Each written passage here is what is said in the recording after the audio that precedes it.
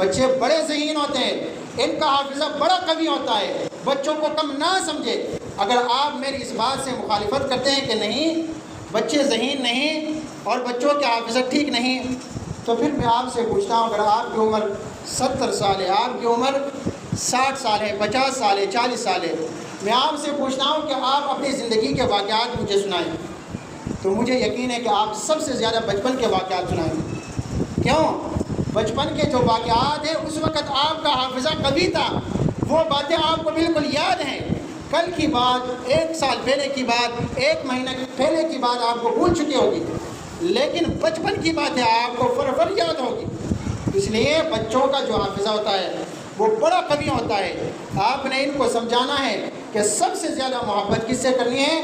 اللہ تعالیٰ سے اور اللہ کے رسول صلی اللہ علیہ وسلم سے، اور پھر والدین سے، اور پھر انہیں سمجھائیں کہ ہمارے لیے آئیڈیل نمونہ کون ہے؟ محمد رسول اللہ صلی اللہ علیہ وسلم۔ جب آپ اس طرح اپنے بچوں کی تربیت کریں گے تو انشاءاللہ یہ بچے جب بڑے ہوں گے آپ کو ان سے کوئی گلہ شکوہ نہیں ہوگا۔ آپ انہیں بے شک دنیا کی تعلیم دلوائے، لیکن سب سے پہلے انہیں اللہ کا قرآن سکھائیے۔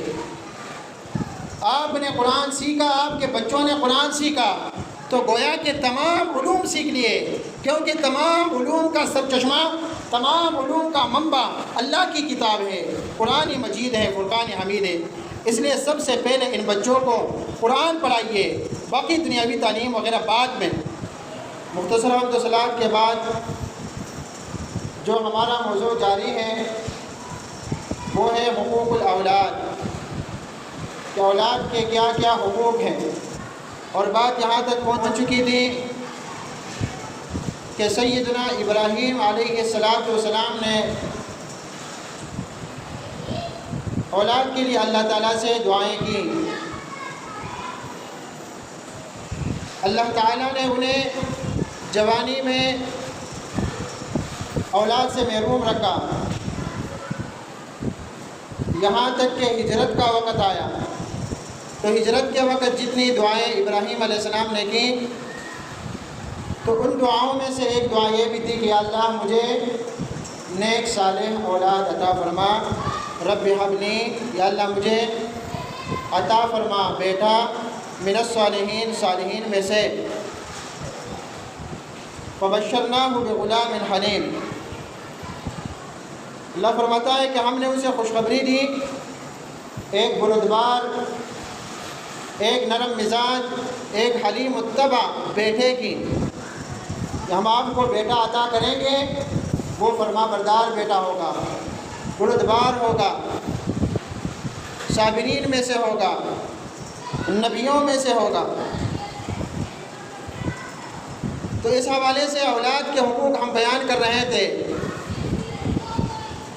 کچھ حقوق جو پیدائش سے پہلے تھے ان کا بھی ذکر کیا، اور اسی طرح کچھ حقوق جو پیدائش کے بعد کے تھے ان کا بھی ہم نے تفصیل سے ذکر کیا۔ ان میں سے بچے کے کان میں اذان دینا اور تحنیک، برکت کی دعائیں، دودھ و غذا اور لباس کے حقوق، اور اسی طرح 7ویں روز سر کے بال منڈانا، بالوں کے برابر چاندی کا صدقہ دینا، اور پھر اسی طرح یہ بھی فرمایا کہ بچے کے سر پر زعفران کا ملنا بھی کیا ہے؟ سنت ہے۔ یہ حقوق اس لیے بیان کیے جا رہے ہیں کہ بہت سارے لوگوں کو جب اللہ تعالیٰ اولاد کی نعمتوں سے نوازتا ہے تو انہیں علم نہیں ہوتا کہ ان کے کیا کیا حقوق ہیں، تو وہ صرف دنیاوی رسم و رواج کے کام تو کرتے ہیں، لیکن جو کام نبی کریم صلی اللہ علیہ وسلم سے ثابت ہیں ان کاموں کی طرف توجہ بالکل نہیں دیتے۔ مثال کے طور پر چاندی، بالوں کے برابر چاندی صدقہ دینا، آپ خود سوچیں، سر پر زعفران کا ملنا، یہ سنت ہیں، باقاعدہ حدیث سے ثابت ہیں۔ یہ سب ہم تفصیل کے ساتھ، دلائل کے ساتھ بیان کر چکے تھے، یہاں تک کہ بات ختنے تک پہنچی، عقیقے تک پہنچی، کہ 7ویں روز ختنہ کرنا بھی سنت ہے۔ اگر ممکن نہ ہو سکے، بچے کی طبیعت اجازت نہ دے، تو پھر جب 14 دن کا ہو جائے، پھر بھی اگر ممکن نہ ہو سکے تو 21ویں دن کا، اور زندگی میں جب بھی ممکن ہو۔ اور صحیح بخاری سے ہم نے حدیث بیان کی تھی کہ ابراہیم علیہ السلام نے 80 برس کی عمر میں خود اپنے ہاتھ سے اپنا ختنہ کیا تھا۔ تو معلوم ہوا کہ اگر کسی وجہ سے نابالغی کی حالت میں ختنہ نہیں ہو سکا تو بلوغت کے بعد بھی یہ کیا جائے گا کہ یہ انبیاء علیہ السلام کی سنت ہے، اس لیے اسے معمولی نہیں سمجھنا ہے، یہ لازمی ہے۔ اب بھی بہت ساری جگہ ایسی ہیں کہ جہاں پہ بچوں کے ختنے 7ویں دن نہیں کیے جاتے، ایسے ایسے مقامات ہیں کہ بلوغت سے پہلے ختنے وہاں پہ نہیں ہوتے۔ تو ایسے لوگوں کو اگرچہ جہاں مسلمان رہتے ہیں اکثریت وہاں پہ بچوں کے ختنے 7ویں دن کیے جاتے ہیں، لیکن ایسے مقامات اب بھی ہیں کہ جہاں بچپن میں ختنے نہیں کیے جاتے۔ بچے جب بڑے عمر کے ہو جاتے ہیں تب انہیں مشکل سے ان کے ختنے کیے جاتے ہیں۔ ایسے لوگوں کو سوچنا چاہیے کہ یہ تو سنت ہے، لیکن افضل وقت ان کا بچپن کا وقت ہے اور 7ویں دن کا افضل وقت ہے۔ پھر اسی طرح عقیقہ جو بچے کے حقوق میں سے ایک حق ہے کہ اگر لڑکا ہے تو 2 بکریاں یا 2 بکرے ذبح کیے جائیں گے، اگر بچی ہے تو 1 بکری۔ تو بتایا تھا کہ اگر کسی کا بچپن میں عقیقہ نہیں ہوا ہے تو وہ اب اپنا عقیقہ کر لے۔ تو سنت سے یہ بھی ثابت ہے کہ نابالغی کی حالت میں، بچپن کی حالت میں اگر کسی کا عقیقہ نہیں ہوا ہے معلوم کر لیں، اس میں شرمانے کی کوئی بات نہیں، چاہے آپ کی عمر 50 سال کی ہو گئی ہے، چاہے آپ کی عمر 60 سال کی ہو گئی ہے، آپ کی عمر 40 سال کی ہوئی ہے۔ اپنے والدین اگر حیات ہے اللہ تعالیٰ ان کی زندگیوں میں برکت عطا فرمائے، ان سے پوچھ لے کہ کیا انہوں نے آپ کے بچپنے میں آپ کا عقیقہ کیا تھا، 2 بکرے 2 بکریاں اللہ کے نام پر ذبح کیے تھے یا نہیں۔ اگر وہ کہے کہ ہم نے تو اس وقت کے رسم و رواج کے مطابق جو ہے مٹھائی تقسیم کی، ہم مونگ پھلی لائے، یہ کیا وہ کیا، اس زمانے میں لوگوں کے پاس اتنا علم نہیں تھا، ہم نے نہیں کیا ہے، تو آپ خود اپنا عقیقہ ابھی کر لیں، چاہے آپ کی عمر 30 سال ہے، 20 سال ہے، 40 سال ہے، 50 سال ہے، اس سے کوئی فرق نہیں پڑتا، لیکن عقیقہ کر لیں۔ جیسا کہ حدیثوں سے ثابت ہے کہ کسی کا اگر بچپنے میں عقیقہ نہیں ہوا ہے تو وہ بعد میں اپنا عقیقہ خود کر لے۔ اب تو اس کے پاس پیسے ہیں، کما رہا ہے، تو کیا وہ اپنا عقیقہ نہیں کر سکتا؟ اب یہ بہانہ نہیں چلے گا کہ ہمارے والدین نے نہیں کیا تھا۔ ابھی آپ کے پاس وقت ہے، پوچھ لے اپنے والدین سے کہ کیا انہوں نے آپ کا عقیقہ کیا تھا، اگر کیا تھا تو ٹھیک ہے، اللہ کا شکر ادا کرے، نہیں کیا تھا تو اب بھی اللہ کا شکر ادا کرے کہ اب آپ حیات ہیں اور اپنی زندگی میں خود اپنے عقیقے پر عمل کریں اور اس سنت کو ادا کریں۔ میرے بھائیوں، جب اولاد کے حقوق بیان کیے جاتے ہیں کہ اولاد کے بچوں کے یہ حقوق ہیں، تو کیا ان حقوق میں بیان کرنے سے اور ان حقوق پر عمل کرنے سے صرف بچوں کا فائدہ ہے، والدین کا کوئی فائدہ نہیں؟ اگر آپ کو کوئی حقوق بیان کرے کہ آپ کے بچے کے یہ حقوق ہیں، تو کیا ان حقوق پر جب آپ عمل کریں گے اور آپ اپنے بچے کے حقوق ادا کریں گے تو کیا ان حقوق ادا کرنے میں صرف بچوں کا فائدہ ہے یا والدین کا بھی فائدہ ہے؟ تو میرے بھائیوں، یقینی بات یہی ہے کہ اس میں والدین کا بھی فائدہ ہے، کیونکہ جب یہ بچے جن کے حقوق ادا ہوئے ہیں جب یہ بڑے ہو جائیں گے اور اپنی زندگی میں قرآن و حدیث کے مطابق زندگی گزاریں گے، جس پر بچپن میں ان کے والدین نے تربیت کی تھی، ان کے حقوق ادا کیے تھے، تو یہ اپنے والدین کے حقوق کا بھی سب سے زیادہ خیال رکھیں گے۔ آپ نے بچوں کی صحیح تربیت کی، یہ بڑے ہو گئے، اب جو ہیں ان کے علم میں ہے، انہیں شعور ہے کہ مجھ پر حقوق اللہ بھی ہیں اور حقوق العباد بھی ہے، مجھ پر اللہ کے حقوق بھی ہیں اور مجھ پر بندوں کے بھی حقوق ہے، اور بندوں کے حقوق میں سب سے زیادہ والدین کے حقوق ہے۔ سب سے زیادہ کس کے حقوق ہیں؟ والدین کے حقوق ہے۔ اگر آپ نے بچے کے حقوق ادا کیے ہیں تو کل پھر آپ گلے شکوے نہیں کریں گے کہ میرے بچے تو نافرمان ہے، میرے بیٹے نافرمان ہے، انہیں اپنی بیوی اور اپنے بچوں کی فکر ہے، انہیں والدین کی کوئی فکر نہیں ہے۔ نہیں، اگر آپ نے صحیح تربیت کی ہے، ان کے حقوق آپ نے ادا کیے ہیں، تو ایسے کامیاب و کامران نوجوانوں کو خوب اس بات کا علم ہوگا کہ ایک طرف ہم پر حقوق اللہ کی ادائیگی فرض ہے تو دوسری طرف ہم پر حقوق العباد کی ادائیگی فرض ہے، اور حقوق العباد میں سب سے پہلے میری بیوی نہیں، میرے بچے نہیں، بلکہ کون ہیں؟ والدین ہیں۔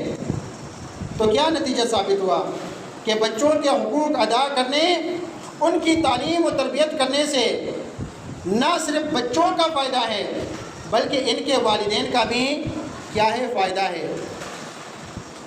تو آپ نے اپنے بچوں کے حقوق ادا کرنے ہیں، ان کی صحیح تربیت کرنی ہے، اسلامی تربیت، تاکہ جب انہیں اسلام کا علم ہوگا تو اسلام کے مطابق یہ زندگی گزاریں گے۔ آج کے یہ پھول جیسے بچے ہیں، یہ کل کے نوجوان عالم دین ہوں گے، یہ شیخ القرآن شیخ الحدیث ہوں گے، یہ مفتی اعظم بنیں گے، یہ بڑے ڈاکٹر بنیں گے، یہ بڑے حکیم بنیں گے۔ آپ ان کی جس طرح کی تربیت کریں گے ویسے ہی انشاءاللہ العزیز بنیں۔ مفتی اسماعیل مین صاحب، آپ انہیں جانتے ہوں گے، مفتی اسماعیل مین صاحب بہت اچھے عالم دین ہیں، ان کے بہت اچھے موضوعات پر بڑے مفید بیانات آتے ہیں اور ان کے بیانات انگلش میں ہوتے ہیں۔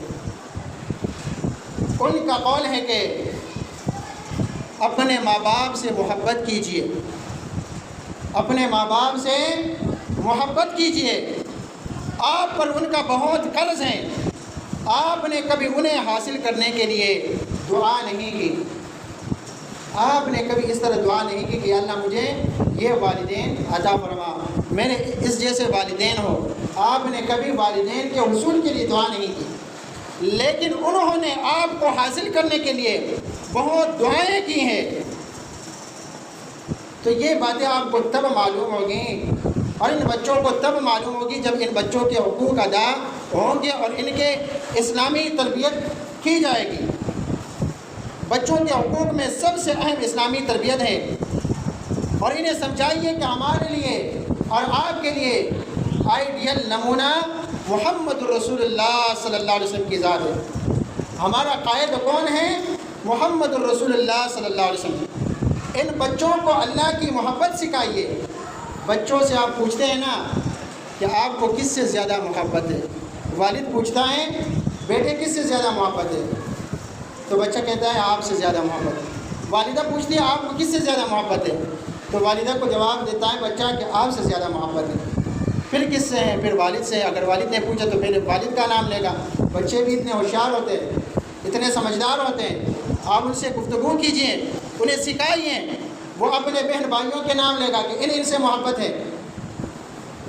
تو اس دوران آپ نے ان کو یہ سمجھانا ہے، چھوٹا سا بچہ ہے، 3 سال کا ہے یا کم و بیش، آپ انہیں سمجھائیے کہ ہمیں سب سے زیادہ محبت اللہ تعالیٰ سے کرنی چاہیے۔